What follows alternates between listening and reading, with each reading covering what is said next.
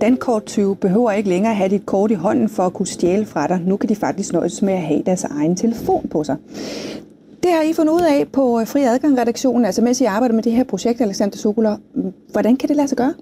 Jamen, det kan lade sig gøre, fordi der sidder noget af den samme teknologi i nye mobiltelefoner, som er den, der også sidder i de nye kontaktløse dankort. Det betyder, at ved hjælp af den antenne, der er i telefonen, så kan du faktisk aflæse nogle kortinformationer, som du efterfølgende kan bruge til at købe ind på nettet. Men det lyder jo fuldstændig vildt. Altså det betyder jo, at enhver kan gå ind og stjæle fra din konti, altså ved at stå ved siden af.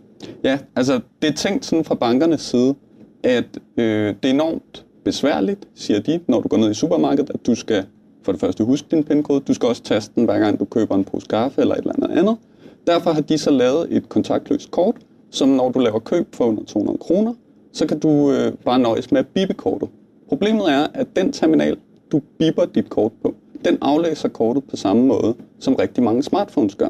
Det vil sige, ved hjælp af en ganske almindelig app på telefonen, så bliver det muligt for mig at få adgang til kortnummeret og få adgang til udløbsdatoen. Og de informationer er nok til at lave køb på nettet. Det lyder jo fuldstændig vildt, og jeg vil jo have dig til at bevise det herinde i studiet, så jeg har været inde og låne det her kort, som er på Madsens, altså chefredaktørens masterkort, fordi vi andre vil jo ikke risikere det her. Men kan du ikke lige vise mig, hvordan det er, man gør? Jo, det kan jeg sagtens. Det her kort, det ligger jo typisk i pungen.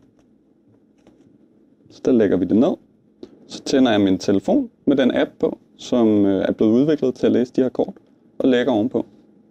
Og så får jeg umiddelbart efter de oplysninger, der skal til for at gå ind og lave et køb.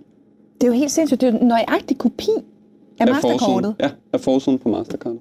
Men hvad så med bagsiden? Den skal man trods alt også bruge for at få. Jamen, du skal jo bruge de der sikkerhedskode for at kunne købe på nettet. Nej, det skal du ikke altid. Der er rigtig mange sider. Amazon, som er USA's største internetbutik, beder ikke om de her koder. Så det betyder, at jeg kan gå ind og købe et stort plasma-tv til $3.000, hvis jeg vil, og få det sendt til for eksempel en postadresse, hvor jeg samler det op, og så sælger jeg det videre til nogle andre. Det er selvfølgelig en form for kriminalitet, det er den, vi kan prøve at vise her, men der er jo også meget udbredt på nettet, altså folk, der handler med de her informationer.